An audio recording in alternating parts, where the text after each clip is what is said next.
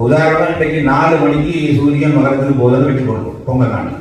இன்னைக்கு 4 மணிக்கு எங்களுக்கு போகுதுண்டா அவைக்கு எத்தனை மணியா போடும்? இலங்கை இந்தியாது 10 மணியா போடும். இருந்தால் அடுத்த நாள் தான் போய் பண்ணும் மாதப்புறம் படுத்தாங்க. அதனால அடுத்த நாள் எங்க மழையை பார்க்கவும் கிறிஸ்மஸ் சின்ன விஷயம். இப்படி ஒவ்வொரு விஷயத்து அமாவாசையா இருக்கலாம், பொங்கலாக இருக்கலாம், வருஷப்பிறப்பா இருக்கலாம், இதெல்லாம் மாறி மாறி வருது. நினைக்க கண்டாவே அதிகமாக இங்கே எல்லா கோயிலும் ஒன்றா செய்யறாங்க.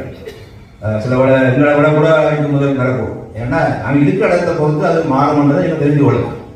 அந்த வகையில தான் இந்த பஞ்சாங்கத்தில் முக்கியமாக விரதங்கள், விரதத்தின கால அளவு. சில விரதம் திதியோட வரும், சில விரதம் நட்சத்திரத்தோடு வரும். திருவாதிரை, உத்திரம், ஆணி உத்திரம் நட்சத்திரம் இப்படி உதயத்தில் இருக்க வரும். திருவாதிரை உதயத்தில் இருக்க வரும், சில நட்சத்திரங்கள் பின்னேற்று இருக்க வரும். இதெல்லாம் அந்த விரத நியமனத்தை போட்டிருப்பாங்க. ஏன்னா நம்ம குழந்தை பிறந்த உடனே இதை குறித்து தான் எழுதுவாங்க. இப்ப இன்னொரு புது சிஸ்டம் என்னன்னு கேட்டா, சிலர்கள் இந்த கணக்கு நம்பிக்கை இல்லைன்றார். நான் சொல்றது